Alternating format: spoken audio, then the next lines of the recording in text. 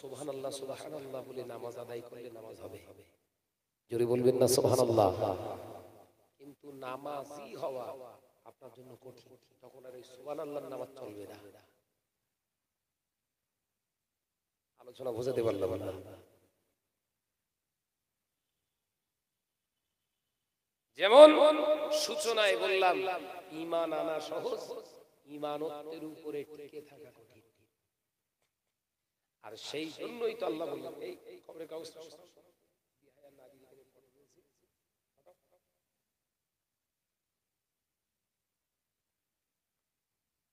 যে আজকে মুসলিম সমাজে এইরকম রোগ তথাকথিত এই ভাইরাস করোনার থেকে বিরাট আঘাত ধারণ করেছে।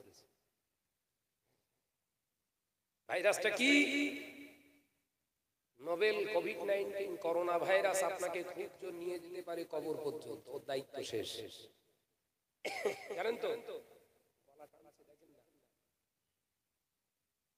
করোনা ভাইরাস আপনাকে কোন পর্যন্ত নিয়ে যাবে? তাও বলছে হাজারে 2টো রোগী মরে। করোনা আক্রান্ত হলে হাজারে বলছে 2টো রোগী মরতে পারে, হাজারে। কিন্তু এমনই একটা ভাইরাস আছে যে আপনাকে জাহান্নাম পর্যন্ত নিয়ে যাবে। ভাইরাসটার নাম কি?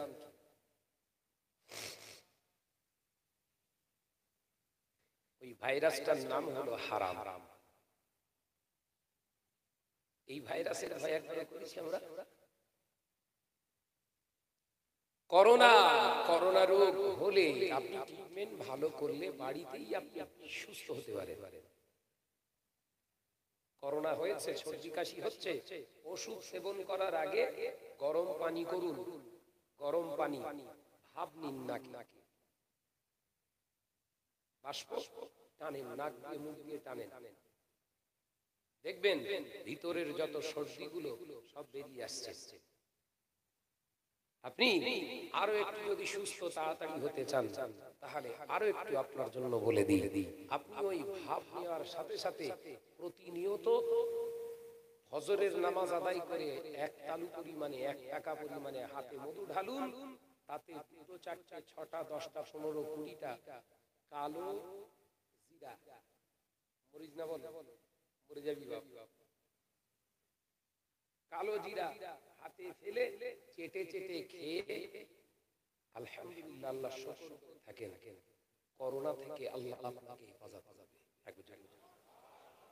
করোনার প্রতিষেধক ঔষধ আজ থেকে 1500 বছর আগে 1443 বছর আগে রাসূলুল্লাহ দিয়ে গেলেন। করোনা নয়, রাসূল বললেন কালো জিরা হলো মৃত্যু ছাড়া সমস্ত রোগের ওষুধ। জোরে হলো না? অথচ সেই সব ছেড়ে দিয়ে সেই 60 টাকা দিয়ে স্যানিটাইজার কিনে পুচুত করতেছে, যাতে দেয়া আছে 99% অ্যালকোহল, হারাম।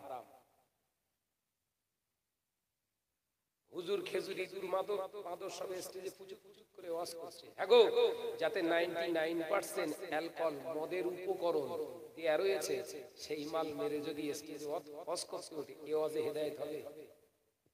কড়া ওয়াজ শুনলে সব করোনা হবে। আলোচনা বুঝতে পারতেছে না বলে, কারণ যে হুজুরের পাক না পাক জ্ঞান নেই, এই হুজুর যদি আপনাদের আল্লাহওয়ালা বানানোর চেষ্টা করে, পথ বিগড়ে যাবে। ভাইরা, আমার নওজওয়ানেরা, যুবকেরা, ছেলেরা, বাচ্চারা, পর্দানিশিনা মা ও বোনেরা, আল্লাহ নবী দিন ও দুনিয়ার বাদশা হাবিবুল্লাহ গে নবী জনাবে মুহাম্মদুর রাসূলুল্লাহ গে সাল্লাল্লাহু আলাইহি ওয়াসাল্লাম পাক জবানে জানিয়ে দিলেন, ও আমার সাহাবীরা, ও আমার সাহাবারা, আমি রাসূলুল্লাহ জানিয়ে দিলাম, ইন্নাল আযাবিল কবরি লা ইস্তানজিরুনা মিনাল বাউলি ওয়া আম্মাল আখিরু মিন নামিমা। ও আমার সাহাবীরা, সাহাবীরা আমি রাসূলুল্লাহ জানিয়ে দিলাম লা ইস্তামজিরুনা মিনাল বাউলি ওয়া আম্মাল আখিরু বিন নামিমা আও কামা ক্বালা আলাইহিস সালাম আল্লাহ নবী পাক জবানে জানিয়ে দিলেন যে পুরুষটা নাপাকি হালাতে জীবন যাপন করে ও আমার সাহাবীরা আমি রাসূলুল্লাহ জানিয়ে দিলাম যে ব্যক্তিটা পেশাব পায়খানার করার পরে হাজত ছাড়ার পরে শরীরটা পবিত্র রাখে না আমি নবী জানিয়ে দিলাম ওই অবস্থায় যদি মৃত্যুবরণ করে ওর ঠিকানাটা হবে জাহান্নাম ও আমার সাহাবীরা আমি রাসূলুল্লাহ জানিয়ে দিলাম আমার জীবনের এক নম্বর সুন্নাত হলো সদাই পবিত্র থাকা জোরে বলবেন না জানতেন নবীর জীবনের এক নম্বর সুন্নাত হলো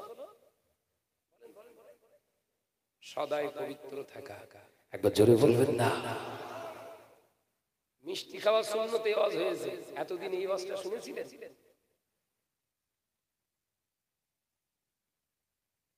ঘরের নজন যুবক ছেলেরা জলসা শুনতে এসেছে টাই পরে কোট পরে শুট পরে জিন্স পরে জিন্সটাও পরে যাবার ছেঁড়া ভাই শয়তানেও কি বিশ্বাস করবে ও জলসায় এসেছে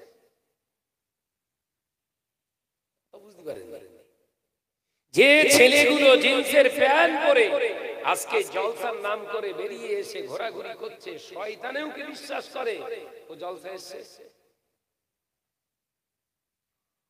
এইখানে কটা লোক বসে আছে জান সুপার মার্কেট আছে সামনে কি মার্কেট সুপার মার্কেট ওখানে কিছু ভাদ্র আশ্বিন মাসের চড়ে বেড়ায় চার পেয়ে জন্তুরের মতো আমাদের ঘরের দুই পেয়ে সব ঘুরতে সব একে অপরের পেছনে যৌন ক্ষুধা মেটানোর জন্য কার কথা বলি বুঝতে পেরেছেন ভাদ্র আশ্বিন মাসে ঘরে কারা কুকুর এই জলসাকে উদ্দেশ্য করে যারা মেয়ে ছেলের পেছনে ঘোরে সব কটার নাম খাতায় উঠে গেছে রাগ হচ্ছে কিছু করার নেই যদি না বলি আমার কবরে আবার বাস পড়বে ও বেজনেরা নজনে যুবকেরা ছেলেরা বাচ্চারা পর্দা নিশিনা মা বোনেরা আল্লাহ নবী পাক জবানে জানিয়ে দিলেন আল হায়া ও শুবাতুম মিনাল ঈমান আও কামা ক্বালা আলাইহিস সালাম নজনেরা যুবকেরা আল্লাহ নবী পাক জবানে জানিয়ে দিলেন লজ্জা হলো ঈমানের একটি শাখা ও আমার সাহাবীরা আমি রাসূলুল্লাহ জানিয়ে দিলাম যার ভিতরে লজ্জা নাই হায়া নাই আমি নবী জানিয়ে দিলাম তার ঈমান আছে অথচ সে হ্যান্ডিক্যাপ আমি নবী জানিয়ে দিলাম ও প্রতিবন্ধী ইমানদার কাল কিয়ামতের দিন নাজাত পাবে না ও ইসলামপুরের নজনেরা আমার নজন যুবতীরা ভালো করে বুঝে নেন ভালো করে বুঝে নেন আজকে যারা একে অপরের পিছনে ঘুরছো নিজের বিবেককে প্রশ্ন করে দেখো যে মেয়েটার পিছনে তুমি ঘোরো ওই রকম একজন মহিলা তোমার ঘরের বোন আছে ও নজরা শুনে রেখে দাও যে পরের বিবির পিছনে তুমি ঘোরো তুমি বিবেক দিয়ে ভেবে দেখো তোমার ঘরে তোমার বড় ভাইয়ের একটা বিবি আছে তার দিকে যদি তোমার ঘরের বোনটার দিকে যদি তুই যেমন দৃষ্টিতে তাকাস ওই রকম খারাপ দৃষ্টিতে যদি তাকাস তুই কি কোনোদিন ওটা মেনে নিতে পারবি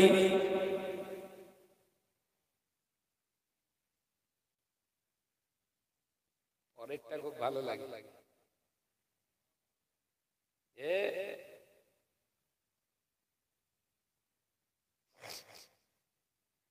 মুসলিম সমাজে আজকে অবক্ষয় অধঃপতনের একটা মূল কারণ যে কটা কারণ আছে তার প্রথম কারণ হলো আলেম হুজুররা এসে এর প্রতিবাদ করে না এই কথা ঠিক না বুঝে বলেন তাই এক শ্রেণীর আলেমদের আগে আল্লাহ পাক জাহান্নামের খোরাক করবে বড় হুজুর যাও তুমি আগে জাহান্নামে যাও তোমার মুরিদ দাঁড়িয়ে মতে পেচ্ছাপ করে তুমি কিছু বলনি মাল কমে যাবে তাই তোমার যারা মুরিদ পাঁচ ওয়াক্ত নামাজ আদায় করতো না তুমি কিচ্ছু বলনি কারণ মুরিদ কমে যাবে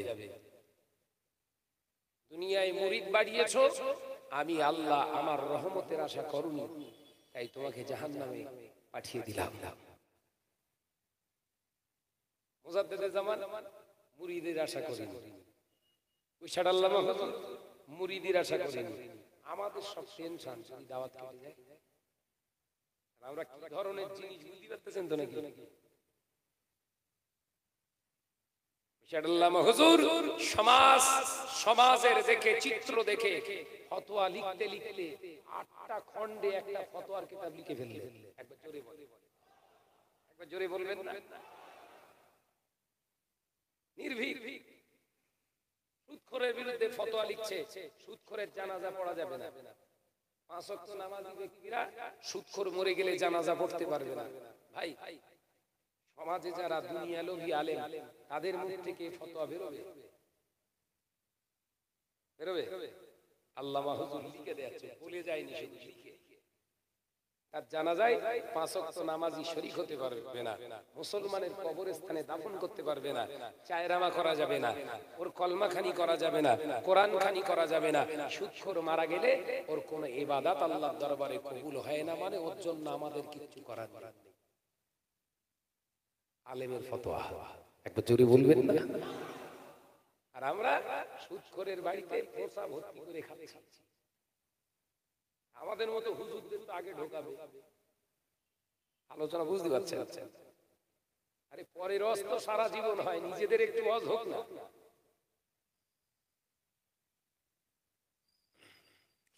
ও নজরে যুবকেরা, ছেলেরা, বাচ্চারা, পর্দা নিশি নামাও বোনেরা, আল্লাহ নবী দিন ও দুনিয়ার বাদশা হাবিবুল্লাহকে, নবী জনাবে মুহাম্মদ রাসূলুল্লাহকে সাল্লাল্লাহু আলাইহি ওয়াসাল্লাম পাক জবানে জানিয়ে দিলেন, ও আমার সাহাবীরা, আমি নবী জানিয়ে দিলাম, এমন একটা দিন আসবে, সময় আসবে, আমার উম্মাতের ভিতর থেকে লজ্জাটা উঠে যাবে, হায়াটাও উঠে যাবে, যার কারণে ঘরের নারীগুলা লজ্জাহীনায় পড়ে তারা নিজেদের রূপ যৌবনকে বেগানা পুরুষদের আকৃষ্ট করার জন্য সেজে সেজে রাস্তায় ঘুরবে। ও আমার সাহাবীরা, আমি রাসূলুল্লাহ জানিয়ে দিলাম, ওই নারীগুলোকে আল্লাহ জাহান্নামের কীট বানাবে। ও পর্দানিশী মা বোনেরা, আজকে নিজের বিবেককে প্রশ্ন করে দেখো, যারা সেজে গুজে রাস্তায় ঘুরে ঘুরে বেড়াচ্ছ, ওই অবস্থায় যদি মৃত্যু হয়, রাসূলুল্লাহর হাদিস অনুযায়ী তুমি একা জাহান্নামে যাবে তা নয়। আল্লাহ নবী জানিয়ে দিলেন, ওর বাপ যাবে আগে জাহান্নামে, ওর বড় ভাইটা যাবে জাহান্নামে, ওর যে স্বামী হবে ওর স্বামী যাবে জাহান্নামে, ওর গর্ভে যে সন্তান হবে ওর বড় ছেলেটাকেও জাহান্নামে দেয়া হবে। ও পর্দানিশী মা বোনেরা, আজকে যারা লজ্জা ঘৃণা হয়ে রাস্তায় ঘোরাফেরা করো, একবার বিবেককে প্রশ্ন করে দেখো, তুমি সত্যিই কুলাঙ্গার কিনা? তোমার কারণে যদি তোমার আপন 4 জন পুরুষকে জাহান্নামে পাঠায়, তুমি সুলাঙ্গার না কুলাঙ্গার? ওটা নিজের বিবেককে প্রশ্ন করলে আনসার পাওয়া যায়। এই কথা ঠিক না ভুল? জোরে বলে।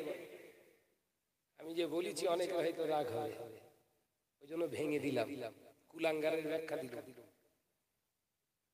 একটা মহিলার কারণে যদি তারা বাপকে জাহান্নামে যেতে হয়, বড় ভাইকে জাহান্নামে যেতে হয়, স্বামীকে যদি জাহান্নামে যেতে হয়, নজওয়ান নিজের পেটের সন্তান জওয়ান যুবক ছেলেটাকেও যদি জাহান্নামী ঘোষণা করা হয়, ও সুলক্ষণা নয়, কুলক্ষণা।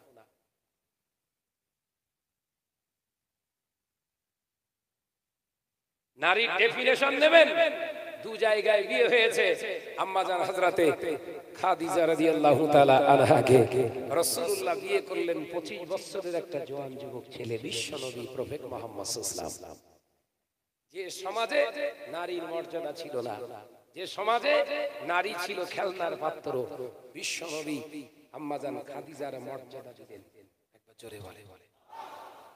আম্মাজান হযরতে খাদিজাকে বিবাহ করে রাসূলুল্লাহ বললেন, খাদিজা, আগের জিন্দেগির সব স্মৃতি থেকে মুছে ফেলো, নতুন জিন্দেগি মুহাম্মদুর রাসূলুল্লাহর সঙ্গে তৈরি করো।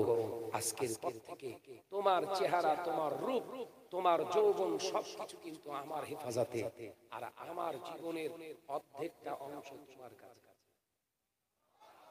জোরে বললেন না? ব্যাস অতটুকু কথাই আম্মাজান খাদিজা বুঝে নিলেন, আমার স্বামীর বিনা পারমিশনে আমি আর বাইরে বেরোতে পারবো না। একবার জোরে বলবেন না? আমাদের খাদিজারা সেই বিকেল বেলা বাদাম কিনতে বেরিয়ে বাদাম খুঁজে পাচ্ছে না, অথচ ওর স্বামী ৬,০০০। বড় ছেলেটা মসজিদ কমিটির মেম্বার, জিকির করে। আমার আল্লাহ বলছে অত জিকির দরকার নেই, যা ওই ঘরের বউটা বোনটা মেয়েটা আর মাটার গায়ে একটুখানি গেলাফ লাগা। আমার ঘর খানায় কাবা, পাথরের ঘর, মোটা কাপড় দিয়ে গেলাফ লাগিয়েছে পর্দা, তার সম্মান বেড়ে গেছে। আমি আল্লাহ তাকে ভালোবাসি। আর তোর জলজান্ত একটা নারী মহিলা, যার গোটা চেহারাটাই গোপন অঙ্গ বানিয়েছি ৩টি অঙ্গ ছাড়া, তার গায়ে গেলাফ নেই কেন? তুই আমারে খোঁজ দিছিস? কবরে ঢোক, দেখা হবে আমার সঙ্গে না, মুগুরির সঙ্গে মুগুর। মুসলিম সমাজ কোথায়?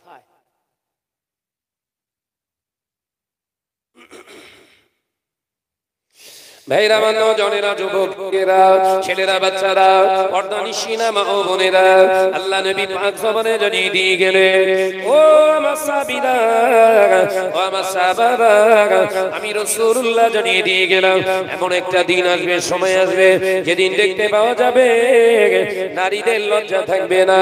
ও আমার সাহাবীরা, কিয়ামত সংঘটিত হবে নিশ্চয়ই একদিন।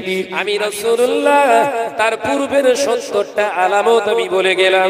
৭০টা আলামতের ভিতরে একটি আলামত হলো নারীরা সাজুগুজু করবে নিজের স্বামীকে খুশি করার জন্য নয়, বরঞ্চ নারীর উদ্দেশ্য হবে বেগানা পুরুষদের নিজের প্রতি আকৃষ্ট করা। যেটা ঘুরতেছে কি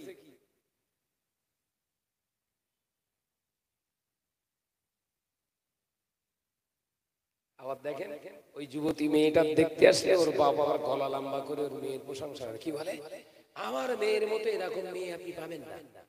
ওর মেয়ে বলো ঠিক, বাপ বলো ঠিক বলিস, বলো ঠিক বলিস না বলিনি? ওইরাম বাগান ঠেলা একটা কথা বুঝতে পারছেন না? ওর বাপ সত্যি কথা বলছে, কিন্তু গরু খাওয়া মাথা তারা দেখতে এসে বুঝতে পারেনি, মনে করে সৎ বলতেছ বোধহয়।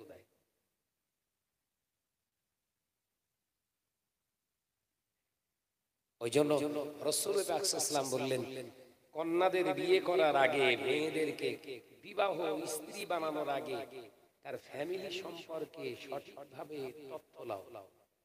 তার মা কেমন, তার বাপ কেমন, আর যদি ইতিম এসির হয় সেটা ব্যাপার আলাদা। বাপ মা হায়াতে আছে, তাদের সম্পর্কে জানো, কারণ হিমসাগর গাছে কোনোদিন ল্যাংড়া হয় না। এদিকে হয় বোধহয় ল্যাংড়া গাছে ফজলিরাম হয়। ভাইরা, নওজওয়ানেরা, যুবকেরা, ছেলেরা, বাচ্চারা, পর্দানিশিনা মা ও বোনেরা, কান খুলে শুনে কি যে সমস্ত নারীগুলো রাস্তায় নিজেদের চেহারা রূপ দেখানোর জন্য ওরা ঘোরাঘুরি করছে, ওই নারীগুলো যদি বিনা তওবায় মারা যায়, আল্লাহ নবীর হাদিস অনুযায়ী ওকে জাহান্নামী করা হবে। ওর ইন্তেকালের পরে ওই মহিলার কবরের পাশে দাঁড়িয়ে দাঁড়িয়ে তাম পৃথিবীর আলেমেরা কেঁদে কেঁদে যদি ওই বেহায়া নারীর কবরের আযাবের মাপের জন্য দোয়া চায়, ওর কবরে বাস পড়া বন্ধ হবে না। যে সমস্ত নারীগুলো রাস্তায় অন্য ছেলেকে পাগল করার জন্য সেজে ঘুরে, আল্লাহ নবী হাদিস পাকের ভিতরে জানিয়ে দিলেন, ও আমার সাহাবীরা, আমি রাসূলুল্লাহ জানিয়ে দিলাম, পৃথিবীর ভিতরে জঘন্যতম গুনাহ ওই গুনাহটা, যে গুনাহটা হলো যে নারীগুলো স্বামীকে নিজের প্রতি আকৃষ্ট করার জন্য না সেজে বরঞ্চ বেগানা পুরুষদের আকৃষ্ট করার জন্য সেজে সেজে রাস্তায় ঘুরে, ও আমার সাহাবীরা, আমার আল্লাহ তাআলা মেরাজের রাতে যদি আল্লাহ আমায় জান্নাত এবং জাহান্নামের নমুনা দেখিয়েছিলেন, আমার ফেরেশতা জিবরিল আলাইহিস সালাম সঙ্গে নিয়ে আল্লাহর জাহান্নামটা পরিদর্শন করতে গিয়ে আমি রাসূলুল্লাহ দেখতে পাই বেশি বেশি নারীরা জাহান্নামী। আমি ফেরেশতা ভাই জিবরিল আমিনকে বললাম, ইয়া আখি জিবরিল আমিন, মানাহা উলাই, ও ভাই জিবরিল আমিন, এই নারীগুলো এত বেশি কেন জাহান্নামে? আল্লাহর ফেরেশতা জিবরিল আমিন জানায়, ইয়া রাসূলুল্লাহ, হাবিবাল্লাহ, ইয়া রাহমাতাল লিল আলামিন, হুজুর আপনি রাগ করবেন না, এরা নবী ইউনূসের উম্মতি নয়, আদম আলাইহিস সালামের উম্মতি নয়। ইয়া রাসূলুল্লাহ, হাবিবাল্লাহ, এরা মুসা নবীর উম্মতি ছিল না, ইব্রাহিমের উম্মতি ছিল না, জারজিসের উম্মতি ছিল না, এরা নবী নূহর উম্মতি ছিল না। হুজুর কষ্ট পাবেন না, একদল কিয়ামতের দিন নয়, এরা হলো আপনার একদল উম্মতি যারা কিনা নিজেদের যৌবন সৌন্দর্যকে দেখানোর জন্য সেজে সেজে রাস্তায় ঘুরে বেড়াতো। আল্লাহ নবীর চোখ দিয়ে টস টস করে পানি গড়ায়। দয়ার নবীকে বললেন, ইয়া রাসূলুল্লাহ, হাবিবাল্লাহ, হুজুর আপনি চিন্তা করবেন না, তখনও দেখতে পাওয়া যাবে যে সময় মানুষের লজ্জা থাকবে না, ওই সময়কার মানুষও আমার আল্লাহর রহমতের জান্নাতের হকদার হবে। জোরে হবে না? যে সময়ে সৎ করা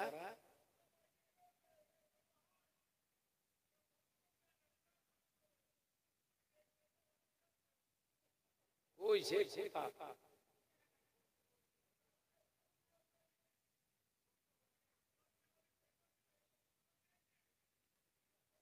কই সে কই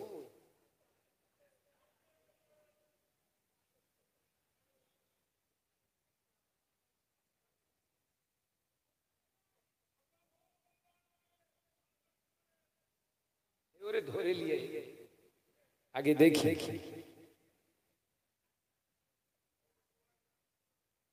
হ্যাঁ, ওকে দেখতে পাই না।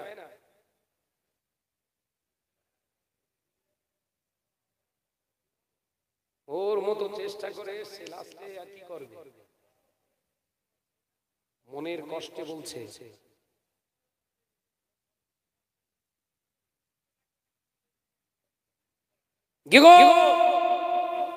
যে ছেলেগুলো, যে মেয়েগুলো আজকে সমাজে ওই রকম রাহাজানি করে ঘুরছে, রাসূলুল্লাহর হাদিস অনুযায়ী তো নবী তো এদেরকেই জাহান্নামী রেখে এসেছে।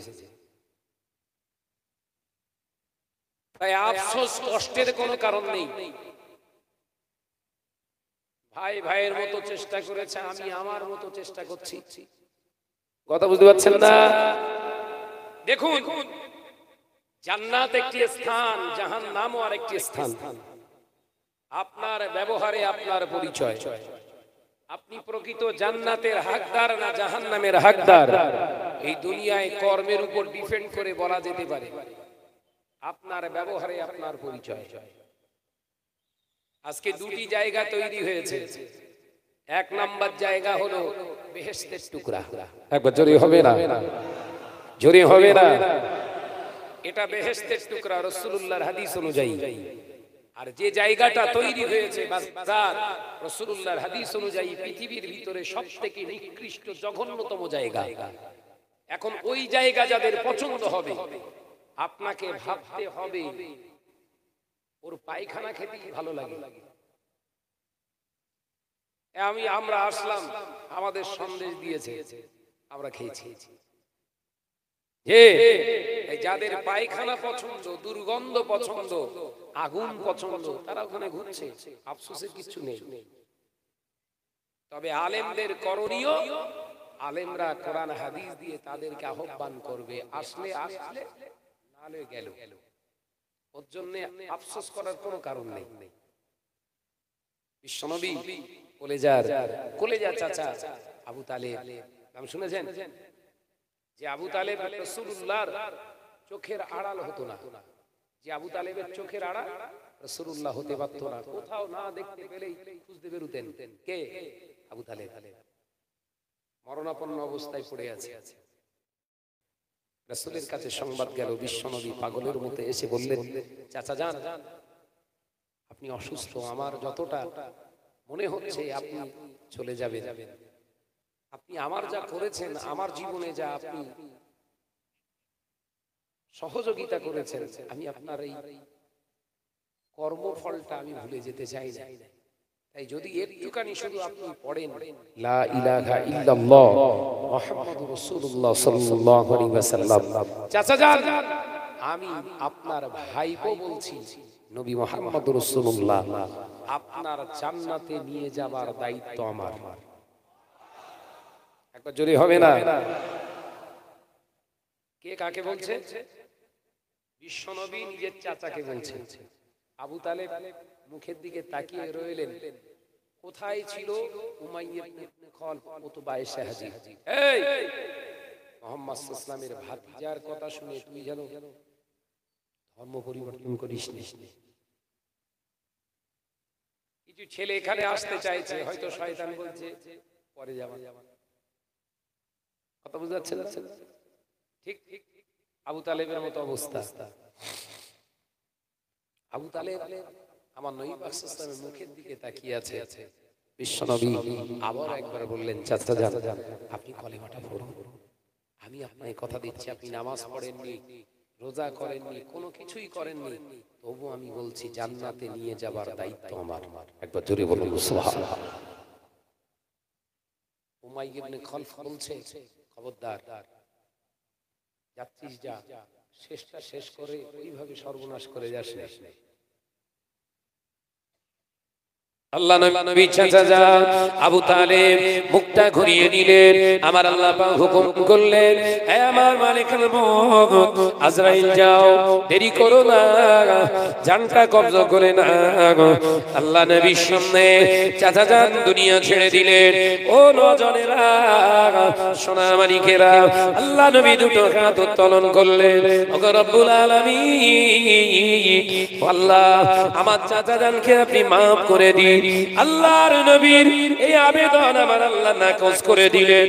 হাবিব, আপনি সাবধান হয়ে যান, একজন ধর্মভ্রষ্ট কাফেরের জন্য হতে পারে আপনার সহযোগী, হতে পারে আপনার বিরাট সহযোগিতা করেছে ও আমার নবী, তবুও সে বেঈমান।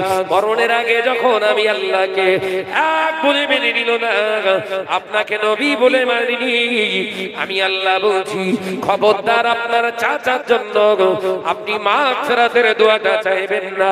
আপনি যদি নিজে থেকে ডিসিশন দেন, আমি আল্লাহ বলছি আপনার হাতের রগ কেটে দেব।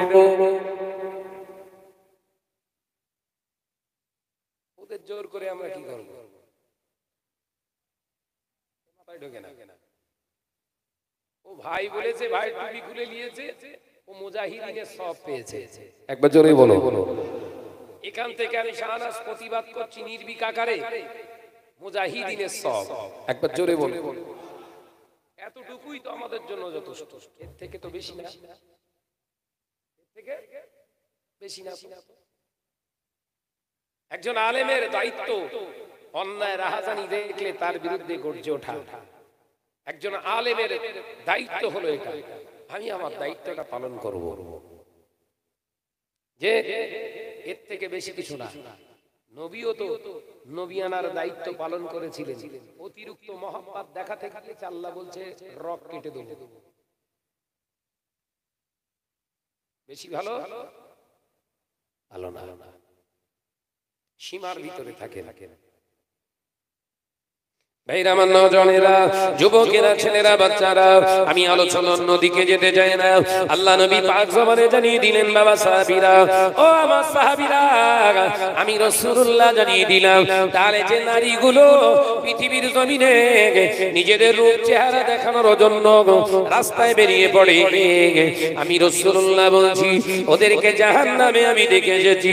ও নওজওয়ানেরা, আল্লাহর ফেরেশতা জিবরিল আমিন বলে, ইয়া রাসূলুল্লাহ, ইয়া হাবিবাল্লাহ, হুজুর আপনি আরেকটু এগিয়ে চলেন, আরো দেখবেন আল্লাহ নবীকে জাহান্নামের ভিতরে আরো একটু দূরে এগিয়ে নিয়ে গিয়ে দেখানো হলো। আল্লাহ নবী দেখতে পেলেন এক শ্রেণীর নারীদের তাদের ডান কাঁধের উপরে জাহান্নামের পাখিগুলো বসে আগুনের ঠোঁট দিয়ে তাদের মাথার ঘেনুগুলো ঠুকরে ঠুকরে বার করে। আল্লাহ নবী জিজ্ঞাসা করলেন, ইয়া কি জিবরিল আমিন, মানাহা উলাই, ও ভাই জিবরিল আমিন, এরা কারা, এদের এই অবস্থা কেন করা হয়? প্রিয় জিবরিল আমিন বলেন, ইয়া রাসূলুল্লাহ, হাবিবাল্লাহ, দুনিয়ার ওই সমস্ত নারী পৃথিবীর জমিনে এরা আপনারই উম্মতি হবে, যারা দামি দামি পোশাক পরিধান করবে, অথচ ইজ্জত দেখানোর জন্য নয়, ইজ্জতটা জাহির করার জন্য, নিজের সৌন্দর্যকে বেগানা পুরুষদেরকে আকৃষ্ট করার জন্য।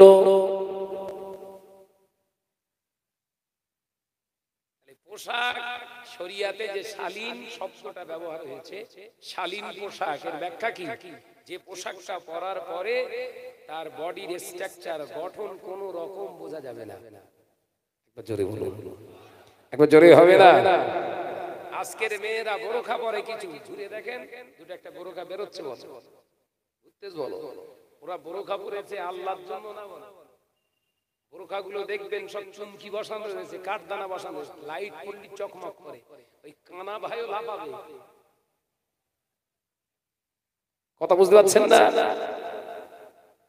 রাসূল বললেন ওই পোশাকটা শালীন পোশাক, যে পোশাকটা পরার পরে বেগানা পুরুষ তার খারাপ নজরটা নারীর দিকে দিতে পারে না। একবার জোরে বলে, জোরে হবে না সুবহানাল্লাহ? শালীন পোশাক বোঝা গেছে তো? এই যে বোরখার নামে যেগুলো টোরখা পড়তেছে, এগুলো বিনা তওবায় মরে গেলে কবরে বাস করা বন্ধ হবে না।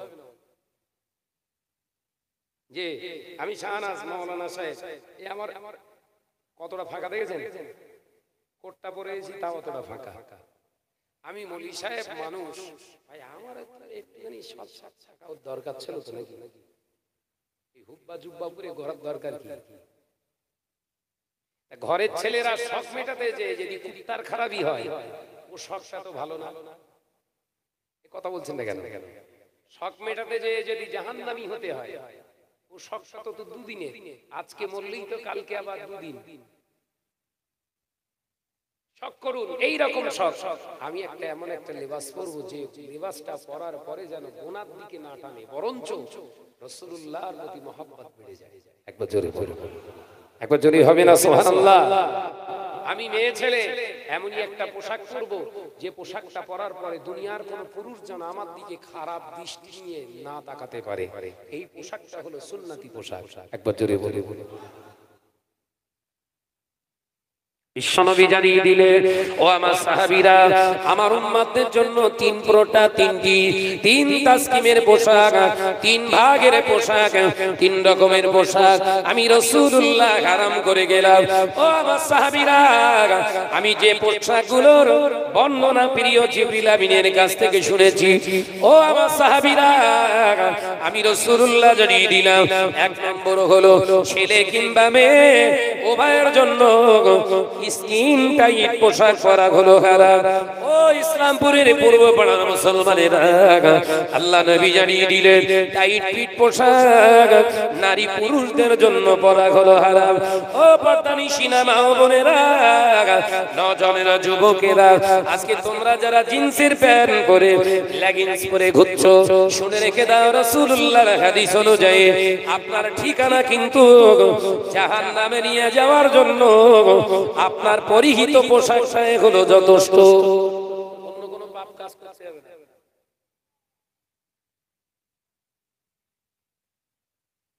কেউ যদি মনে করে আমি জাহান্নামে যাব, সে জানো অলরেডি স্কিন টাইট পোশাক পরে ঘুরে।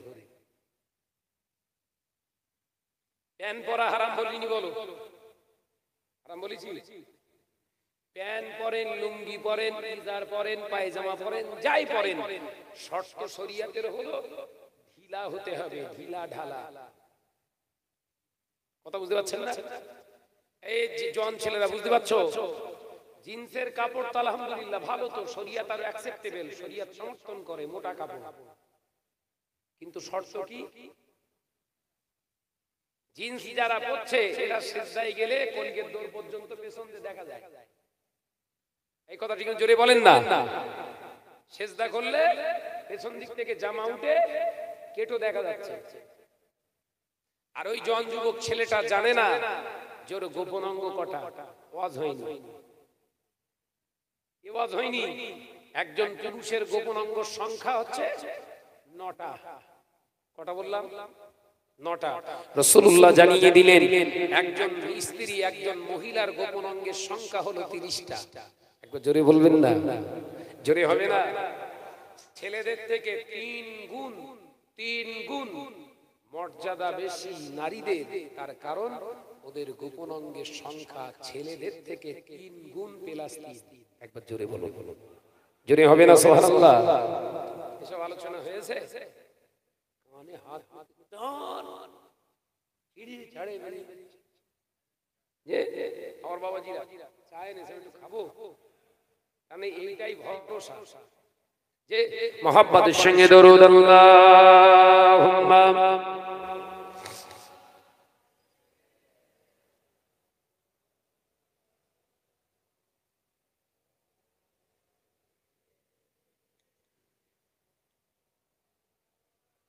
একসঙ্গে হচ্ছে না। প্যান্ডেল তো মাশাআল্লাহ একদম সুন্দর হয়ে গেছে। একসঙ্গে সুন্দরভাবে দরুদ শরীফ পড়ি একই সুরে। আল্লাহুম্মা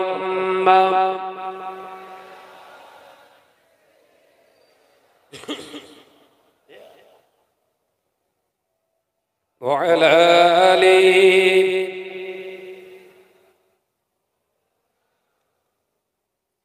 কে মহান, কে মহান, কে মহান বলো কে মহান, কে মহান, কে মহান, কে মহান বলো কে মহান।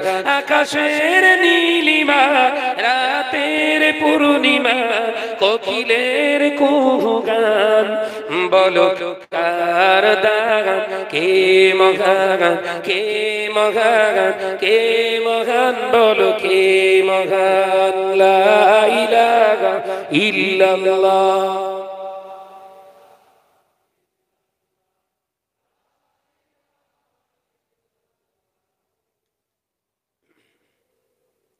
যার প্রেমে দিন শেষে রাত আসে ঘুরে ফিরে,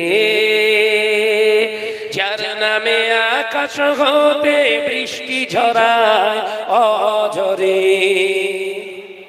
জোরে হলো না, চিল্লে হলো না। যার প্রেমে দিন শেষে রাত আসে ঘুরে ফিরে,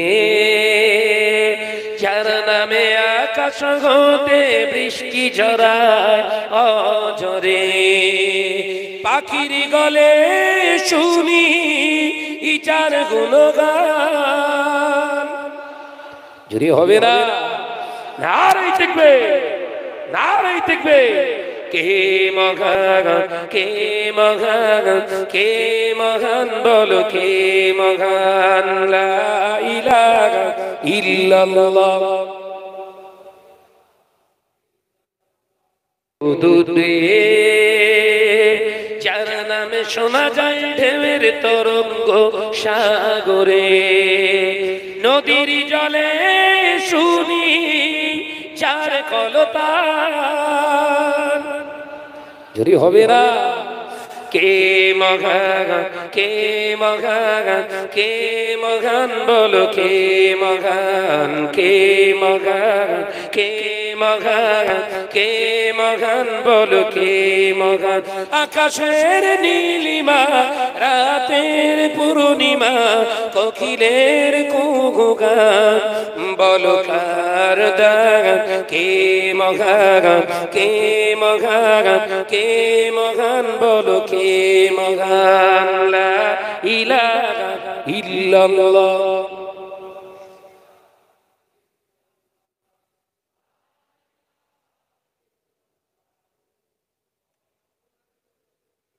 জোরে জোরে লা ইলাহা ইল্লাল্লাহ।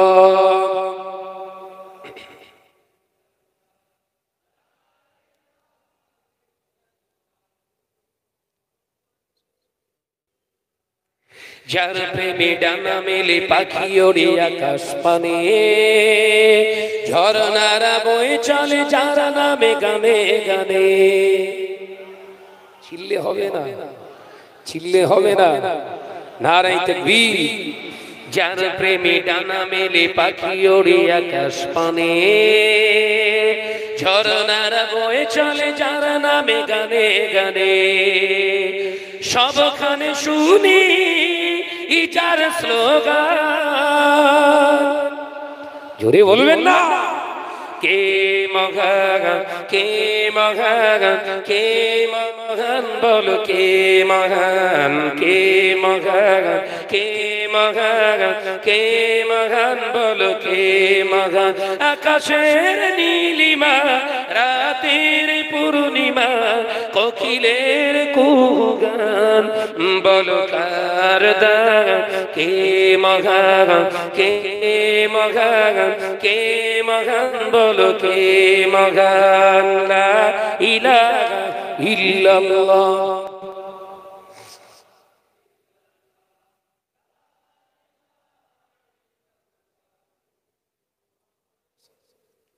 আমার নজনেরা, যুবকেরা, ছেলেরা, বাচ্চারা, পর্দানিশী মা ও বোনেরা, আল্লাহ নবী দ্বীন ও দুনিয়ার বাদশা হাবিবুল্লাহ নবী জনাবে মুহাম্মদুর রাসূলুল্লাহ সাল্লাল্লাহু আলাইহি ওয়াসাল্লাম পাক জবানে জানিয়ে দিলেন, ও আমার সাহাবীরা, আমি রাসূলুল্লাহ জানিয়ে দিয়ে গেলাম, শুনে নাও, জেনে নাও, ওই নারীগুলোকে জাহান্নামী বানানো হবে যে নারীগুলা পৃথিবীর জমিনে হালকা পাতলা জালি কাপড় পরে, পোশাক পরিধান করে, ওই পুরুষগুলোকে জাহান্নামী করা হবে। যে নারী পুরুষগুলো হালকা পাতলা জালি কাপড়ের পোশাক পরে, ও নজনেরা, আল্লাহ নবী পাক জবানে জানিয়ে দিলে, আমার উম্মাত উম্মাতীদের জন্য হালকা পাতলা জালি কাপড়ের পোশাক পরা হলো হারাম। বাজারে এখন কোন পোশাক বেশি রানিং গো? পপুলার কোনটা? আহা, নাম রেখে সবার পাখি। যে ঘরের মেয়েগুলো পাখি জামা পরে ঘুরছে, এলাকার ছেলেরা নাম ছিল কি খাদিজা, পাখি জামা পরে ঘুরছে, ওর নাম চেঞ্জ করছে। কি বলছে, কি বলছে? রাস্তা দিয়ে যখন যুবতী মেয়েটা পাখি জামা পরে ঘুরে যাচ্ছে, এলাকার ইসলামপুরের ছেলেরা থাকতে পারিনি, ওর একটা নাম দেশ, কি বলেন দিন, মাল একটা যাচ্ছে।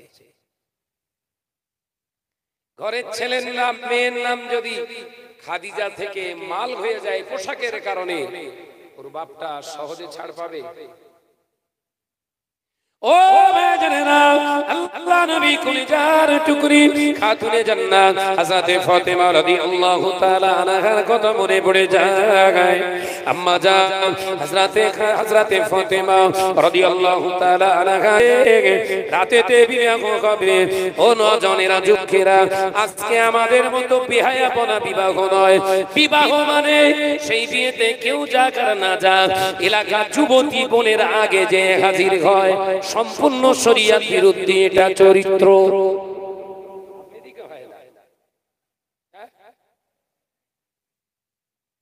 এখন বরযাত্রী মেয়ে, ছেলেরা কম, মেয়েরা বেশি, আর বিয়েতে রহমত আছে না বাস পড়বে, ওই জন্য বিয়ে হবার 3 দিন পর থেকে অ্যাকশন শুরু হয়েছে।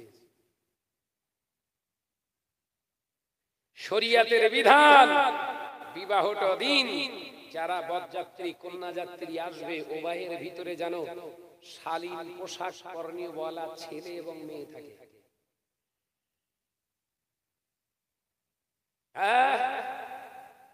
বউ সেজে আছে, ওর পাশে আরো 2টো মেয়ে আছে, বর বুঝতে পারিনি আমার বউ কোনটা। মালা পরাতে যে পাশে মেয়েটা দেখতে পাল, ওর গলায় কতটা ভুল বললুম বোধহয়।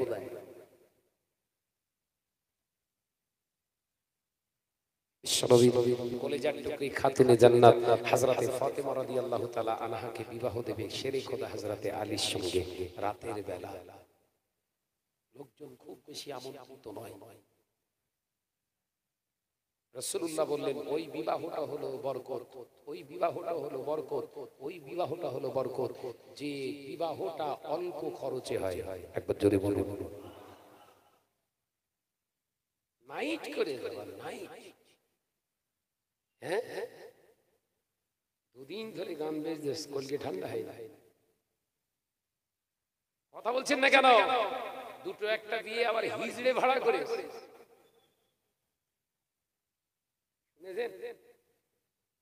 হিজড়ে পারবে না জমির মোল্লার ছেলের বে নাচবে কে? হিজড়া। আমাদের ওই সাইডটা ছক্কা বলে, ছক্কা।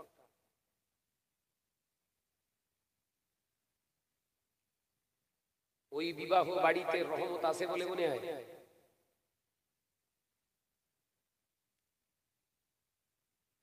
একটা মহিলাকে দেখতে যাচ্ছে, যে ছেলেটা বিয়ে করবে তার সঙ্গে আরো 10 জন পুরুষ।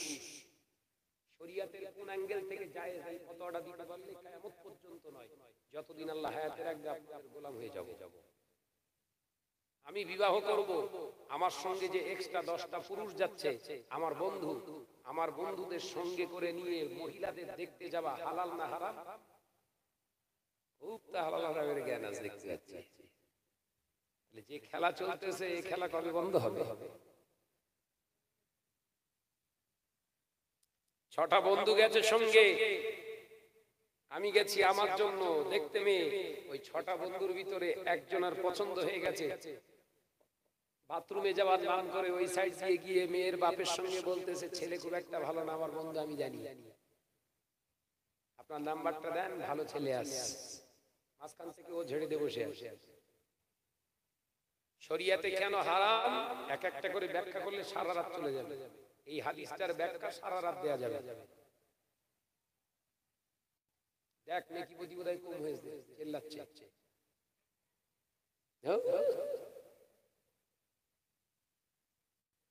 ভাইরা আমার নজনেরা, যুবকেরা, ছেলেরা, বাচ্চারা কান খুলে শুনে কি দি আম্মা জান ফাতেমা রাদিয়াল্লাহু তাআলা আনহা বিবাহ ঠিক করলেন। নবী আমার মদিনার মসজিদে নবী শরীফ থেকে বেরিয়ে এসেছে। আল্লাহ নবী দেখলেন ঘরের ভিতর থেকে আম্মা জান হযরতে কান্না, হযরতে ফাতেমা রাদিয়াল্লাহু তাআলা আনহার কান্নার আওয়াজ। আল্লাহ নবী ঘরের দরওয়াজার বাইরে দাঁড়িয়ে সালাম দিলেন, আসসালামু আলাইকুম মা ফাতেমা। দয়ার নবীর একটি সুন্নাত হলো ঘরে প্রবেশের আগে সালাম দেওয়া। জোরে বলে দেন দেন, জম্মে দোয়া দেন। বাড়ি এসে সালাম দিচ্ছে, দরজা খোল। দেখে বোঝা যাচ্ছে কুকুর ঘরে এসেছে, মুসলমান ঘরে আসেনি।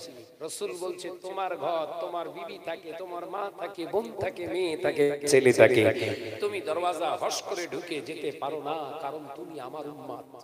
একবার জোরে বলি, তুমি এমনি গায়ের জোয়ারি করে গাত জোয়ারি করে ঢুকতে পারো না, কারণ তুমি আমার উম্মত। তাসাব্বাহ রাসূল, আমার অনুকরণ করে তোমার জীবনটা চলবে। একবার জোরে বলে।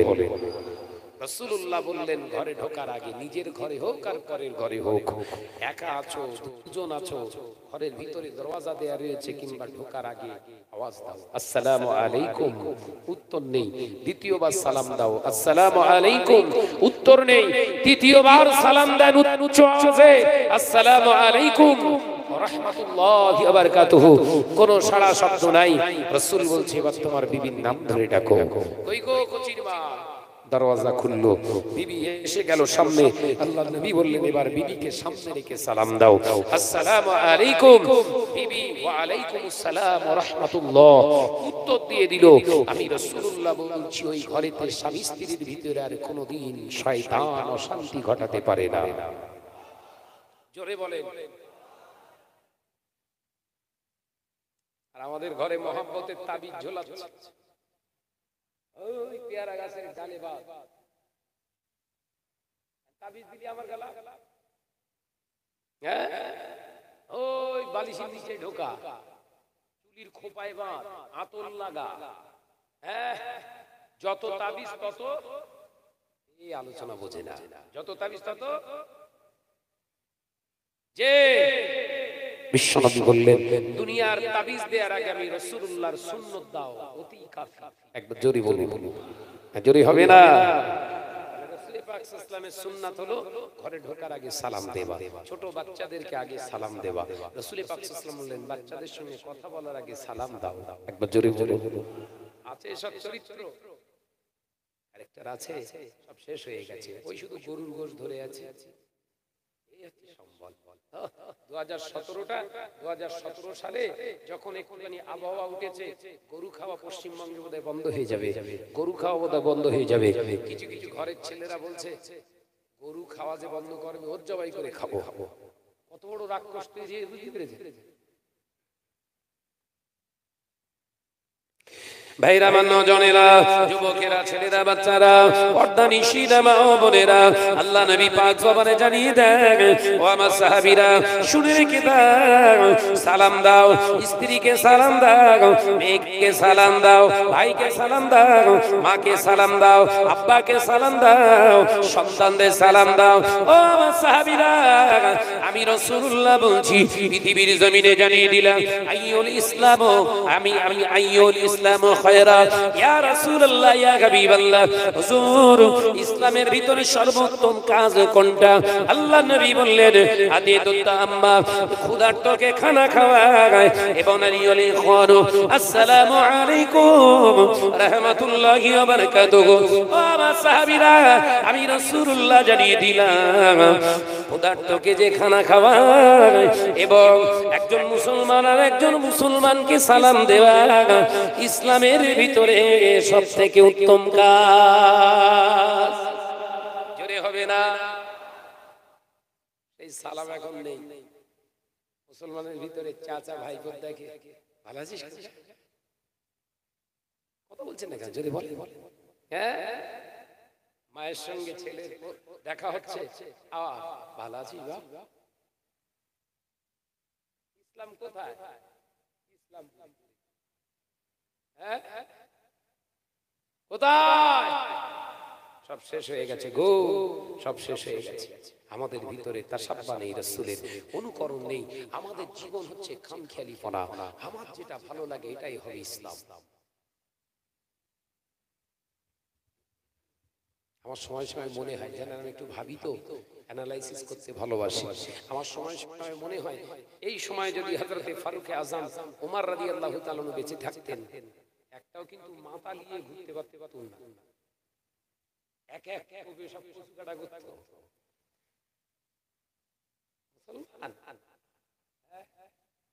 রাস্তা দিয়ে যাচ্ছে, দেখে তাবলীগ জামাতের ভাই যাচ্ছে, সালাম দেই। এসে বাজারে গল্প করছে, জানিস এই তাবলীগ চাচাটা যাচ্ছে, সালাম দেয়নি। কি পুরুষের কাজ, পায়ের জুতো খুলে বুকি মার। ভুল বলতিস নাকি? তাবলীগ হোক, ফুরফুরা হোক, মুসলমান, আসসালামু আলাইকুম, আল্লাহ তোমার উপরে রহমত নাযিল করুক। একবার জোরে বলো। চালাকি পেয়েছো, দুনিয়াতে ভাগ করতেছো তুমি। আমার নজনেরা, যুবকেরা, ছেলেরা, বাচ্চারা, পর্দা নিশিনা মা ও বোনেরা, আল্লাহ নবী দিন ও দুনিয়ার বাদশা হাবিবুল্লাহকে, নবী জনাবে মুহাম্মদুর রাসূলুল্লাহকে সাল্লাল্লাহু আলাইহি ওয়াসাল্লাম এই ঘন্টার একটি কথা বলেছে। ও আমার সাহাবীরা, স্বামী সালাম দিল, স্ত্রী তার জবাব দিল ওয়া আলাইকুমুস সালাম বলে যদি স্বামীর দিকে ফিরে একবার মুচকে মুচকে হাসে, তাবাসসুম তাবাসসুম, এই মুচকে হাসার কারণে আমার আল্লাহ তো খুশি হয়ে যায়। ওই বিবির হাসি দেখে স্বামীটা যদি একবার হেসে ফেলে, আমার আল্লাহ ওই স্বামী স্ত্রীর পূর্বের জীবনের গুনাহ খাতাগুলো আমার আল্লাহ আমার সুন্নাতের ওসিলায় মাফ করে দেন। জোরে হবে না? আজকে থেকে হবে তো ইনশাআল্লাহ। জোরে বলে, সবাই বলছে না। বাপের কালে নেই কোচাস, ধানকে বলে দুবলো ঘাস। একটু কেড়াক লাগবে, অসুবিধা হবে, আস্তে আস্তে ঠিক হয়ে যাবে। কারণ আজকে যখন রাত 2-1:30টার সময় ঘরে যাবেন, জলসা শেষে যখন গিয়ে ঝাড়বেন, আসসালামু আলাইকুম কসিমাল্লাহ, এ আবার কি হয়ে গেল? এরম তো কোনোদিন ছিল। বাপের কালে নেই কোচাস ধানকে বলে দুবলো ঘাস। কথা বুঝতে পারছেন না?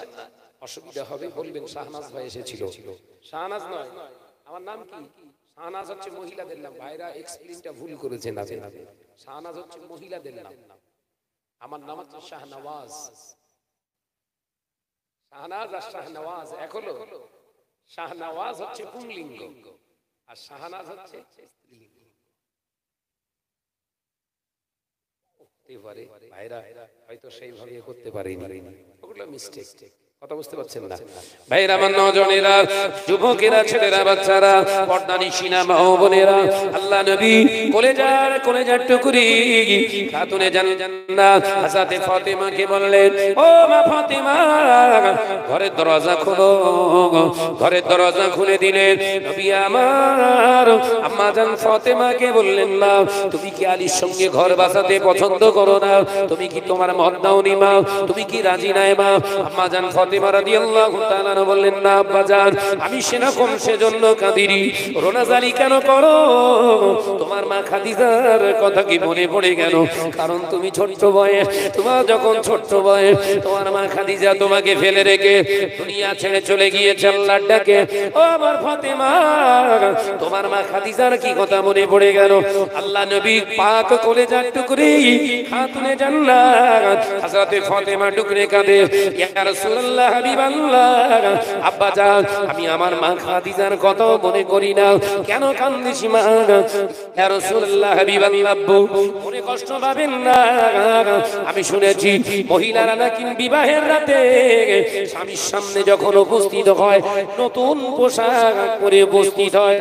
আব্বু, ইয়া রাসূলুল্লাহ, হাবিবাল্লাহ, আজকে আমি ফাতেমা যে পোশাকটা পরিধান করে আছি, আজ রাতে আমার স্বামী হবে আলী। আমার আলীর সামনে আমি দাঁড়াবো যে পোশাকটা পরে, এই পোশাকে একটা দুটো তালি দেওয়া না, 70টা তালি দেওয়া রয়েছে।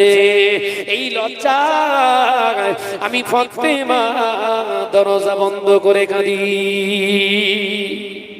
জোরে বলে। বিয়ের পোশাকে কটা তালি? অন্য বর্ণনায় এসেছে 40টা। দুটোই সহিহ হাদিস।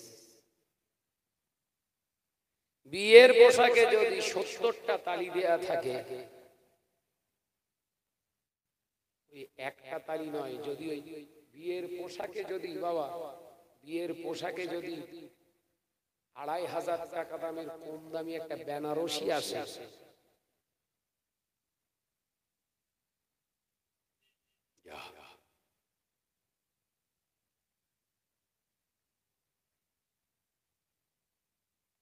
যে আমাকে ভাই দাওয়াত করতে গেলে ওয়াজের জন্য আনতেন, কথা ঠিক না? অন্য কাজের জন্য আনলে সমস্যা। আমি যে জায়গায় এনেছি ছেড়ে দিতেও কষ্ট হবে, আর আপনারা যারা রাগ হবে, আমার কষ্ট হবে এটাই, আমি হাদিসটা সঠিকভাবে মূল্যায়ন করতে পারলাম না। আর আপনাদের রাগ হবে, অর্ধেকটা গেছে আর অর্ধেকটা বাইরে। আবার তবুও চেষ্টা করছি। আলোচনা বুঝতে কষ্ট হচ্ছে না? আমার আলোচনা কি ছিল? রাখতে হবে খোদার ভয়, রাখতে হবে খোদার ভয়। আল্লাহ বলছে দুনিয়ার কারুর ভয় করিস না, অনলি ফর আমাকে ভয় কর। আমার রেজামন্দির জন্য চল, তোর গাইডনেসের দায়িত্ব আমার। একবার জোরে বল, একবার জোরে হবে না? ভাইরা আমার নওজনেরা, যুবকেরা, ছেলেরা, বাচ্চারা, হযরতে ফাতেমা রাদিয়াল্লাহু তাআলা আনহা আল্লাহ নবীকে যখন এই কথা বললেন, আল্লাহ নবী ডুকরে কেঁদে ফেললেন। আম্মা জান ফাতেমার চোখ দিয়ে পানি গড়ায়। নবী আমার চোখ ভর্তি পানি নিয়ে আম্মা জান ফাতেমার মাথার উপরে হাত রেখে বলে, মা রে, ও মা ফাতেমা, কি কথা শোনালি আমায়? আমি যে তোর গরিব আব্বা, আমি যে তোর গরিব আব্বা, আমি তোমাকে দামি পোশাক দিতে পারিনি। ও ফাতেমা শোনো মা, তোমার এই 70টা পোশাক, 70টা তালি দেয়া পোশাকটা পরার পরে যদি তোমার ইজ্জত, যদি তোমার ইজ্জত, তোমার সতীত্ব কি তুমি 70টা তালি দেওয়া পোশাকে যদি বিনিময়ে হেসাব করতে পারো, হেফাজত করতে পারো, আমানত করে রাখতে পারো স্বামীর জন্য, ও আমার ফাতেমা, আমি তোমার আব্বা বিশ্বনবী দোয়া করি কিয়ামতের দিন কঠিন ময়দানের মাশারে আমার আল্লাহ অন্য নারীদের থেকে আমার ফাতেমার মর্যাদা 70 গুণ বাড়িয়ে দেবে। চিল্লে বলেন, আওয়াজ দেন। ইসলাম তালি দেয়া দেখে না, দেখে শালীন কিনা। কথা বুঝতে পারেন? ইসলাম দামি দেখে না, কালার দেখে না, ইসলাম দেখে পোশাকটা শালীন কিনা। মেয়ের বিবির পোশাকটা পরানোর আগে ভাববেন পোশাকটা শালীন কিনা। আলোচনা মাপকাঠিটা কোথায় বুঝতে পেরেছেন? ও বেজনেরা, আল্লাহ নবী কলেজার টুকরিকে যার নবী সান্ত্বনা দিয়ে বললেন, ফাতেমা তুমি চিন্তা করো না, আমি তোমায় কিছু দেব না, এটা হতে পারে না, তুমি আমার কলেজার টুকরি। ও আমার ফাতেমা, আমি তোমায় দেব না, হতে পারে না। ফাতেমা তুমি চিন্তা করো না, আমি তোমার আব্বা, আজকে তোমাকে দেব, শুধু একটু দাঁড়াও। আল্লাহ নবী এই কথা বলে আল্লাহ নবী টুকটুক করে হুজুর আমার চলে গেলেন কোথায়? ঘরের কোণেতে রাখা কাঠের একটা ছোট্ট সিন্ধু বাক্সটা রাসূলুল্লাহ খুললেন। ওই বাক্সর ভিতর থেকে মোটা সুতো তৈরি করা একটি চাদর নবী বার করেছে। আল্লাহ নবী ওই চাদরটা বার করে আম্মা জান ফাতেমার মাথা থেকে সমস্ত শরীরটা ঢেকে দিয়ে বললেন, ফাতেমা এই চাদরটা কার জানো তুমি? এই চাদরটা হলো তোমার মা খাদিজাতুল কুবরা রাদিয়াল্লাহু তাআলা আনহা।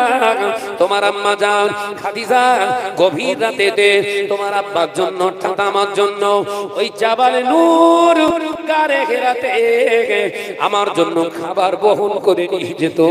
কুফারে কুরাইশেরা যাতে না দেখতে পায়, পৃথিবীর কোন পুরুষেরা যাতে না দেখতে পায়, তোমার মা খাদিজা এই মোটা চাদরটা মুড়ি দিয়ে চাপা দিয়ে যেত।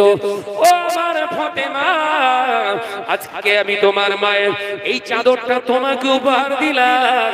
ফাতেমা মওতের আগ পর্যন্ত স্বামীর বিনা পারমিশনে এই চাদরটা তুমি যেন খুলো না।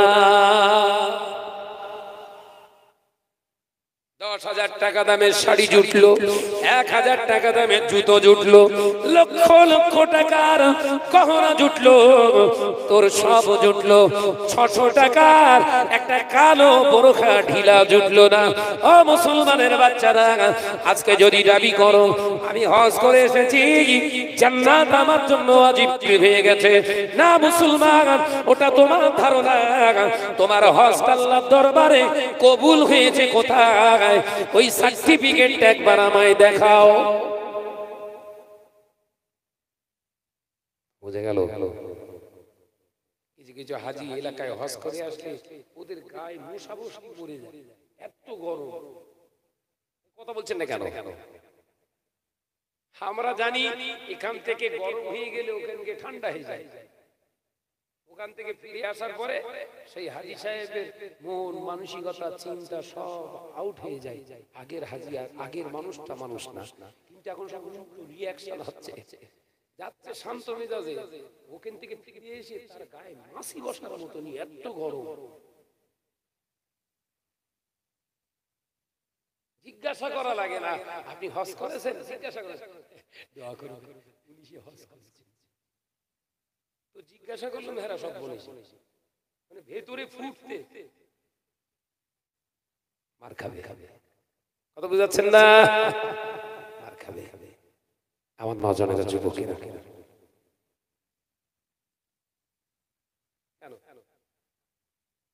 হবে না?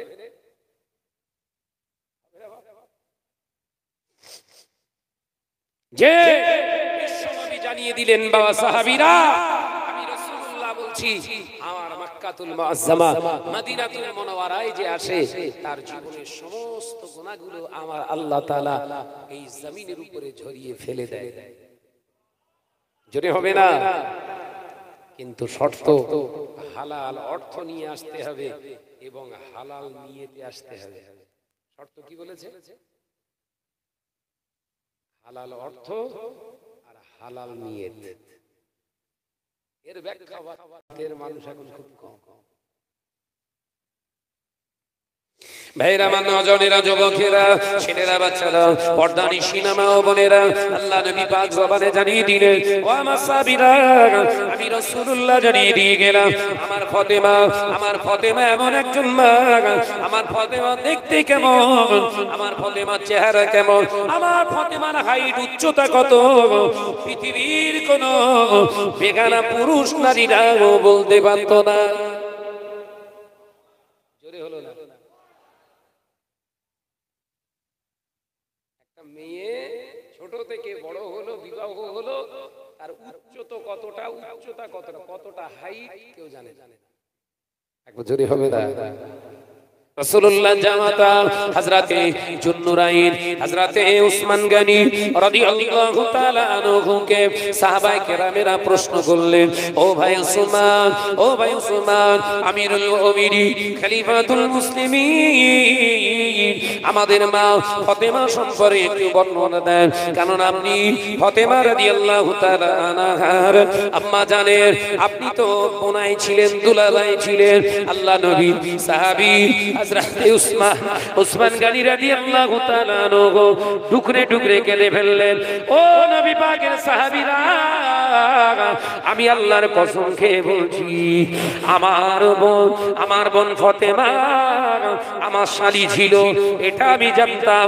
আমার ফাতেমা বোন আমার শালী ছিল, এটা আমি জানতাম। কিন্তু আমার বোনের গায়ের কালার, আমার বোন কতটা উঁচু, আমার বোনের দেখতে কেমন, আমি জীবনে কোনোদিন দেখতে পাইনি।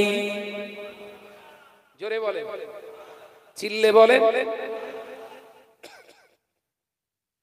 বোনায় শালীর বর্ণনা দিতে পারে না।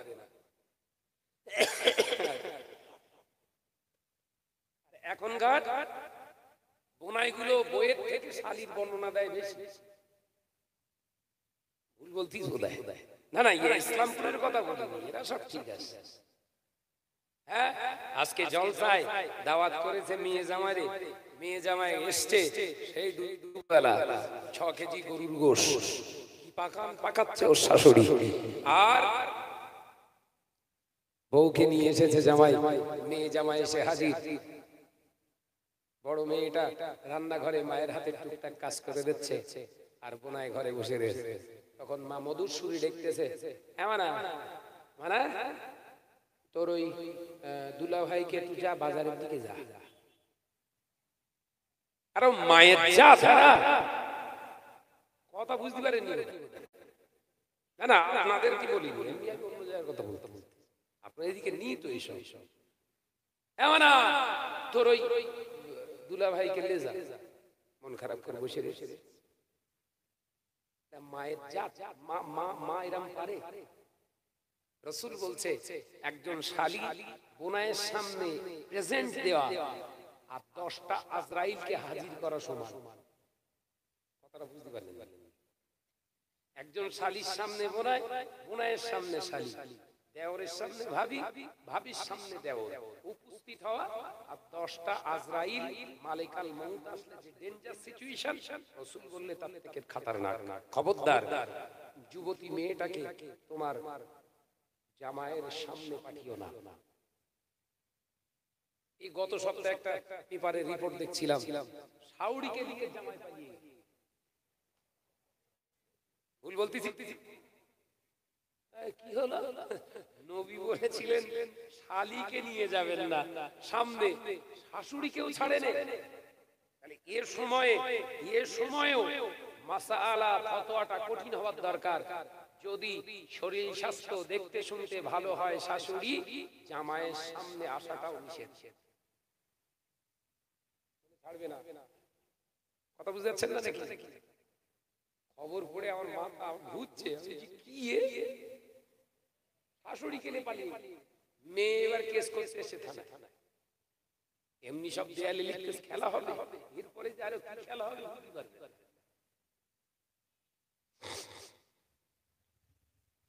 মেয়েরা, নওজনেরা, যুবকেরা, ছেলেরা, বাচ্চারা, পর্দানিশিনা মা ও বোনেরা, আলোচনা বুঝবার চেষ্টা করো। আল্লাহ নবী পাক জবানে জানিয়ে দিলে, ও আমার সাহাবীরা, ও আমার সাহাবারা, আমি রাসূলুল্লাহ জানিয়ে দিলাম, শুনে নাও, জেনে নাও, আমার উম্মতেরা যখন সুদ খাওয়া পছন্দ করবে, আমার উম্মতেরা যখন গান বাজনা পছন্দ করবে, আমার উম্মতেরা যখন জিনা ব্যভিচার পছন্দ করবে, আমার উম্মতেরা যখন নিজেদের রূপ যৌবনকে বেগানা পুরুষ নারীদের দেখাতে পছন্দ করবে, এইরকম জালেম বা উম্মত গুলোকে পিটিয়ে শাইস্ত করার জন্য আমার আল্লাহ তাআলা জালেম সরকার নিযুক্ত করে দেবে। মোদি দিদি কেন বোঝা যাচ্ছে? এখন যতই আপনি হাম্মু তাম্মুন করেন, মানবো না, অধিকার নিয়ে নেব, আল্লাহ বলে আরো মার, আরো মার। অধিকার নিতে তোর আল্লাহর মালিক কত? জমিনের মালিক কে? আসমানের মালিক কে? জোরে বলেন। হায়াতের মালিক কে? মৌতের মালিক কে? ইজ্জতের মালিক কে? বেউজ্জতের মালিক কে? জান্নাতের মালিক কে? জাহান্নামের মালিক কে? ও নওজনেরা, মোল্লার জাতেরা, মোল্লার জাতেরা, এই মন্ডল শেখ পাঠান জাতেরা এই ভারতবর্ষটা 850 বছর শাসন করেছে। আমার আল্লাহ তাআলা এই ভারতবর্ষের রাজা বানিয়েছিল মোল্লাদের। আজকে মোল্লাদের অধিকারের জন্য লড়াই করতে হয়, নিজের বাপের পৈতৃক ভিটের কাগজপত্র দেখাতে হয়। এখানকার না ঘোষপেটিয়া। ও নওজনেরা, যুবকেরা, এর কারণ অন্য কিছু নয়, আমাদের বায়োডাটা, আমাদের আত্মপরিচয়টা আমরা হারিয়ে ফেলেছি। ও নওজনেরা, যদি না হতো এই ভারতবর্ষটা যখন মানুষ 1.5 লাখ মুসলমানকে বলমাত্র আমার আল্লাহ ভারতবর্ষের রাজা মুসলমানকে বাদ দিলে জোরে হবে না? ভারতবর্ষে যখন 1.5 লক্ষ মুসলমান, তখন রাজত্ব করছে কারা? মোল্লারা। এখন 38 কোটি প্লাস প্রজা কারা? মোল্লারা। কেন? গান বাজনা হালাল, জিনা করা হালাল, মদ হালাল, সব নাম চেঞ্জ করে করে, নাম চেঞ্জ করে করে চালাচ্ছে। মদ আর কেউ বলে না মদ, বলে বিয়ার খাবি একটু, বিয়ার। যে মদ আর কেউ বলে না, ইংলিশ খাবি একটু। গান বাজনা আর কেউ বলে না, এখন বলে সং শুনবি একটু। আলোচনা বুঝতে পারছেন না নাকি? রাসূলুল্লাহ বললেন পুরুষের পূর্ণাঙ্গ 9টা, হাঁটুর উপরে কাপড় তোলা পুরুষের জন্য হারাম। ঘরের ছেলেরা মালকাসা মেরে ফুটবল খেলার ম্যাচ দেখছে, কবরে বাস পড়বে তো কার কবরে পড়বে? এই কথা ভুল বলছিস না? জোরে বলে। কিছু কিছু জায়গায় গিয়ে দেখি হাজী অমুক সাহেবের নামে 16 টিমের টুর্নামেন্ট, সব রাসানি হচ্ছে। হাজী সাহেবের নামে সব রাসানি হয় না, ফুটবল খেলা হয়। খবরে বাস পড়ছিস না? পড়ি। আপনারা কোনদিন শুনেছেন মুসাদ্দেদে জামান আবু বকরের নামে 16 টিমের 16 দলীয় বিরাট ফুটবল খেলার নামে কোন জায়গায় শুনেছেন? 5 হুজুর কিবলার স্মরণে টুর্নামেন্ট শুনেননি? এ আসলে মানুষ ছিল না।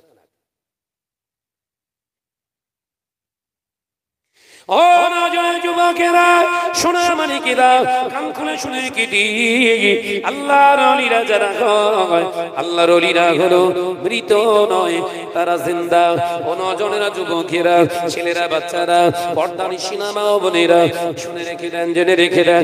আল্লাহ নবী পাক বলে জানিয়ে দিয়ে গেলেন, মুসলমান যখন হারাম জিনিসটাকে পছন্দ করবে, ও নওজোয়ানেরা, আল্লাহ নবী হাদিস পাকের ভিতরে জানিয়ে দিলেন, মান তাশাব্বাহা বিকওমিন ফাহুয়া মিনহুম। রকাবুল মুসনাদে আহমদ আল্লাহ নবী পাক জবানে জানিয়ে দিলেন, যে যে কওমের অনুকরণ করবে, অনুসরণ করে দুনিয়াদারি করবে, ও আমার আমার সাহাবীরা আমি রাসূলুল্লাহ জানিয়ে দিয়ে গেলাম কিয়ামতের দিন তাদের সঙ্গে তোমাদের হাসর হবে। ও আমার সাহাবীরা শুনে রেখে দাও, জেনে রেখে দাও, তাসাব্বা ইহুদিদের যদি করো ইহুদিদের সঙ্গে হাসর হবে, তাসাব্বা যদি পৃথিবীর কোন নাস্তিকদের সঙ্গে করো নাস্তিকদের সঙ্গে হাসর হবে। পৃথিবীর জমিনে যদি কোন মুজিসিয়ানদের অনুকরণ করো তাদের সঙ্গে তোমার হাসর হবে। ও নওজোয়ান যুবকেরা, আল্লাহ নবী ওই জন্য বলেছে মান আহাব্বা সুন্নতি, যে আমার সুন্নতকে ভালোবাসলো ফাকাদ আহাব্বানি, আমি রাসূলুল্লাহকে সে ভালোবাসলো। আমার আহাব্বানি, আর আমাকে যে মহব্বত করলো ভালোবাসলো, কানা মাই ফিল জান্নাহ। আল্লাহ নবী জানিয়ে দিলেন, আও কামা ক্বালা আলাইহিস সালাম, আল্লাহ নবী পাক জবানে জানিয়ে দিলেন যে আমাকে ভালোবাসলো, আমি রাসূলুল্লাহ জানিয়ে দিলাম যে আমার সুন্নতকে ভালোবাসলো সে আমাকে ভালোবাসলো। আমাকে যে ভালোবাসলো আমি রাসূলুল্লাহ জানিয়ে দিলাম ওই উম্মতকে সঙ্গে নিয়ে আমার আল্লাহর রহমতের জান্নাতে যাব। ছেলেরা, গান বাজনা কোন নবী শুনতে, কোন নবীর সুন্নাত, কোন সাহাবীর সুন্নাত, কোন নবীর সুন্নাত, হাঁটুর উপরে কাপড় তুলে খেলা করা। দেন নবীর একটি কথা মনে পড়ে যায়, বিশ্ব নবীর তখন 7 বছর বয়স। চলে এসেছে ভাইজান, তাকবীর দেন, নারায়ে তাকবীর, নারায়ে তাকবীর। আওলাদে মুসাদ্দেদে সামা, আওলাদে মুসাদ্দেদে সামা, নারায়ে তাকবীর। ভাই চলে এসেছে, ভাইজান চলে এসেছে, ঠিক টাইমে আসবে। শুধু যে জায়গায় বোঝাতে চাইছি বুঝে নেন। যাক, আমি চিন্তা করছিলাম আমি কোর্সটা কমপ্লিট করতে পারবো না, আল্লাহ চেয়েছে কোর্স কমপ্লিট হবে। ভাইরা যে দাবি রেখেছিলেন ওটা আলাদা সাইড ইনশাআল্লাহ কেটে নিয়েছে। যে আমি আলোচনা করছিলাম, তাহলে হাঁটুর উপরে কাপড় তোলা, রাসূলুল্লাহ বললেন পুরুষদের গোপন অঙ্গ অন্তর্ভুক্ত হলে দুটো হাঁটু, পুরুষদের গোপন অঙ্গ দুটো হাঁটু, নাভি, তলপেট, পুরুষাঙ্গ, পুরুষাঙ্গের সঙ্গে লেগে থাকা আরো দুটি অংশ পায়খানার দ্বার। রাসূলুল্লাহ বললেন এই 9টা গোপন অঙ্গ ঢেকে রাখা পুরুষদের জন্য হলো ফরজে আইন। কি বলেছে? ফরজে আইন। নামাজ পড়া কি ফরজে আইন। এক ওয়াক্ত নামাজ কাজা করলে কত হোক বা জাহান্নাম? 80 হোক বা 80 হোক বা মানে 2,88,000 বছর জাহান্নামী করা হবে। ও বাবাজি, তাহলে যে ছেলেগুলো কাঁচা মেরে হাফ প্যান্ট পরে ফুটবল খেলছে এদের কতক্ষণ রাখবে? আর এদের দেখার জন্য যে কটা হাজির হয়, আলোচনা বোঝাতে পারলে ভালো। যে আইপিএল খেলা হচ্ছে, ঘরের ছেলেরা দেখছে 2 বলে 6 রান বাকি, ব্যাট করছে ধোনি, ওর যত না টেনশন হয়, বল করছে যে ওর যত না টেনশন হয়, কারণ ওরা জানে হিললেও টাকা, জিতলেও টাকা, কোনো অবস্থাতেই আমাদের স্থান পরিবর্তন হবে না। অর্থাৎ ওদের কোনো টেনশন নেই, ও ব্যাট নিয়ে ঘুরছে আর টেনশন করছে শওকত মোল্লার ছেলে। কথা বুঝতে পারেন? ঘেমে শুকিয়ে যাচ্ছে, ওর মা বলতে হ্যাঁ কিরাম করতে, তুই চুপ কর। যেন দেখে মনে হচ্ছে ওর বাপ জিহাদের ময়দানে জিহাদ করতে। ব্যাট করছে ধোনি, হ্যাঁ, আর টেনশন করছে কে? জমিরুদ্দিনের ছেলে। বললে বোলিং দৌড়চ্ছে, বোলিং বলটা থ্রোর আগে চোখ দুটো বন্ধ করছে, তার মানে 6 হবে না, 6 এরকম মেরেছে, ক্যাচ উঠে গেছে। তখন শওকত মোল্লা আল্লাহ যেন ক্যাচটা ধরে, আল্লাহ যেন ক্যাচটা, আল্লাহর ক্যাচ ধরতে বলছে, তোর কবরে বাস পড়বে।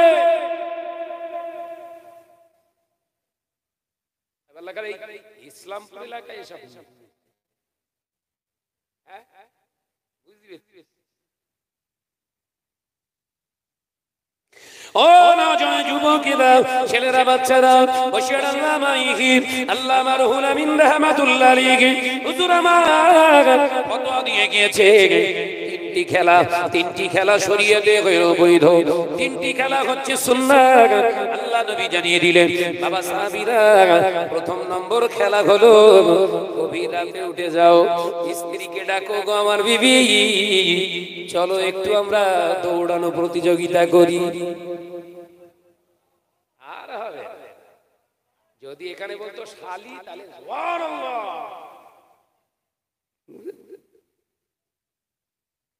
গভীর রাতে বিবিকে নিয়ে একটু দৌড়ানো রাসূলুল্লাহ সাল্লাল্লাহু আলাইহি ওয়াসাল্লাম। একবার জোরে বলো, জোরে বলে। দ্বিতীয় খেলা রাসূলুল্লাহ বললেন অশ্বারোহণ, অর্থাৎ ঘোড়া দৌড়। কলকাতায় যেটা হয় ওটা না বলো, ওর মতো জুয়া কলকাতায় আর চলে না, ওটা না।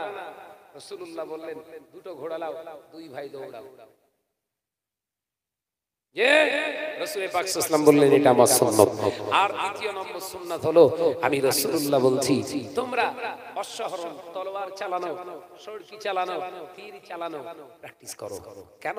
রাসূলুল্লাহ উদ্দেশ্য ছিল নিজেকে সেভ রাখার জন্য, জিহাদের নিজের জীবনে এক্সপেরিয়েন্স, অভিজ্ঞতাটা রাখা। একবার জোরে বলবেন, একবার জোরে বলবেন না?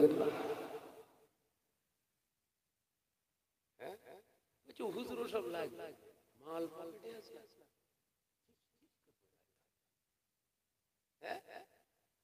কথা ঠিক না বলছো রে? জি জি।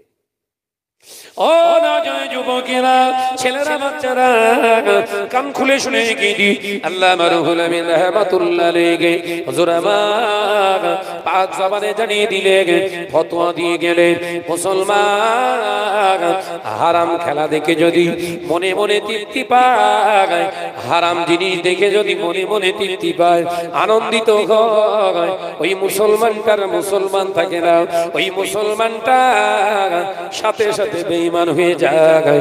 কোন মুসলমান হারাম জিনিস শুনে যদি মনে মনে তৃপ্তি পায়, কোন মুসলমান হারাম জিনিস দেখে যদি মনে মনে তৃপ্তি পায়, কোন মুসলমান যদি হারাম জিনিস খেয়ে মনে মনে আনন্দিত হয়, আল্লাহর নবীর হাদিসকে সামনে রেখে আল্লাহ মারুহুল আমিন রাহমাতুল্লাহ আলাইহি হুজুর পরিষ্কার ভাবে ফতোয়া দিয়ে গেলেন, ওই মুসলমানটা সাথে সাথে বেঈমান হয়ে যায়। যুবকেরা, ছেলেরা, বাচ্চারা, কোন মুসলমান যদি সিনেমা দেখে, গান বাজনা শুনে, যদি থিয়েটার বায়োস্কোপ দেখে, যদি সিরিয়াল দেখে, নাটক দেখে, যদি কোন মুসলমান ঘরের নারীরা মনে মনে তৃপ্তি পায়, মনে মনে আনন্দিত হয়, ওই অবস্থায় যদি বিনা তওবায় মৃত্যুবরণ করে, ওর ঠিকানা হবে জাহান্নাম। ও নজনেরা, ইসলামপুরের সোনা মানিকেরা, সাবধান হয়ে যান। আমি আপনাদের ভাই শাহনাজ বলছি না, আমার মুখের কথা নয়, আল্লাহর ওলি এমন একজন আল্লাহর মাহবুবের কথা বলছি, জানার ফতোয়ার কিতাব, জানার ফতোয়ার কিতাবের নাম বলছি, শুনে রেখে দেন, জেনে রেখে দেন। একটা দুটো বাংলা চটি কিতাব পড়ে মাওলানা বলি সাহেব হইনি আল্লামা রুহুল আমিন রাহমাতুল্লাহ আলাইহি 24 থেকে 25,000 কিতাব জানার সিনাতে আল্লাহ লোকদর্পণ দেখিয়ে গিয়েছিলেন। একবার জোরে হবে না? সেই হুজুরের ফতোয়ার কিতাব থেকে আমি বলছি, অর্থাৎ যে খেলাগুলো হারাম, যে খেলাকে নিয়ে ওয়াহিয়াতি শরীয়ত বিরোধী কাজ হয়, জুয়া চলে, ওই খেলায় আমন্ত্রণ, ইনভাইট হওয়া বা সেখানে উপস্থিত হওয়াটাও হলো আপনার জন্য হারাম। জলসা মাহফিলের জন্য 500 টাকা নয় 200 টাকা যদি বছরে চাঁদা চাওয়া হয়, মুসলমানের কলকে ফেটে যায়। 50 টাকা মাসিক মসজিদের চাঁদা চাইতে গেলে মুসলমানের কলকে দিয়ে ধোয়া বেরোয়। অথচ মুসলমানের ঘরে গিয়ে চেক করে করে দেখুন, প্রতি ঘরে প্রতি মাসের ইংরাজি 2 তারিখে কেবিল ভাড়া 300 টাকা ঠিক কেটে যায়।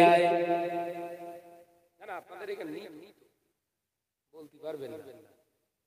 হ্যাঁ, নেই নেই, এরা সব 300 টাকা কেবিল ভাড়া যে মুসলমানটা দেয়, প্রতি মাসে মোবাইল রিচার্জ করে 3 মাস অন্তর 525 টাকা। ওটা করা যায় যদি আপনার জন্য হালাল পন্থা অবলম্বন করা যায়। আগে সেই শুরুতে একটা কথা বলেছিলাম, আপনার ব্যবহারে আপনার পরিচয়। আপনি মোবাইল ইউজ করতে পারেন, আপনার জন্য হালাল বৈধ, কিন্তু আপনাকে বৈধতার মাপকাঠি নিরিখে রেখে আপনাকে মোবাইল ব্যবহার করতে হবে।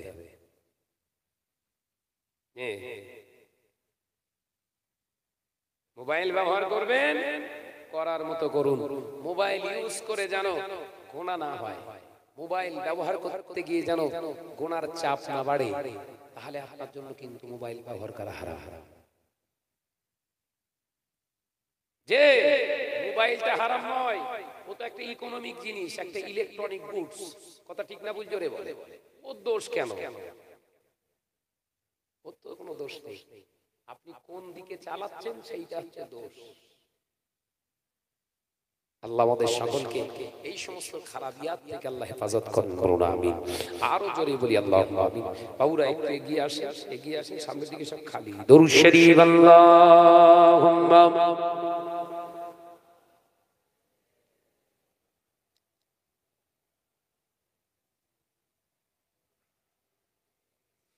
আওয়াজ কমে গেছে,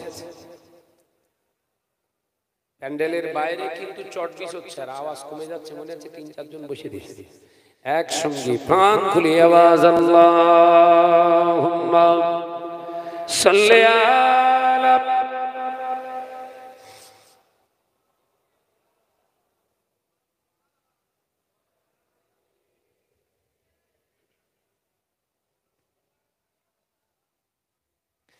একদিন তোমারি নাম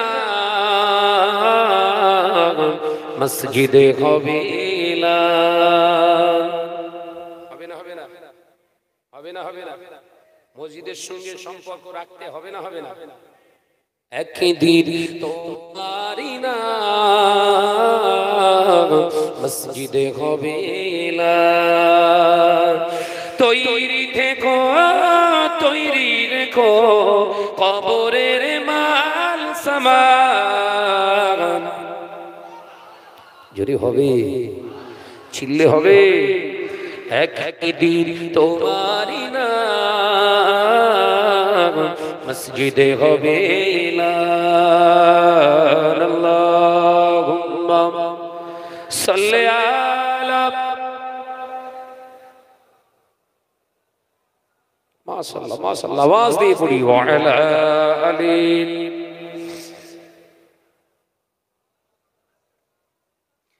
বন্ধু স্বজন আত্মীয় পরিজন পরিয়ে তোমার নতুন কাফন, বন্ধু স্বজন আত্মীয় পরিজন পরিয়ে তোমার নতুন কাফন, নিয়ে যাবে ওই কবরে, থাকবে না কেউ আপন।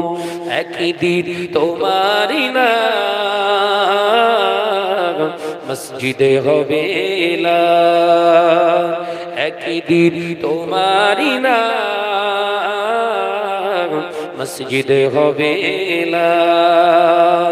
তৈরি থেকো, তৈরি রেখো কবরের মাল সামান। যদি হয় না ছিললে হবে না, একদিন তোমারি নাম মসজিদে হবে না। আল্লাহুম্মা সাল্লি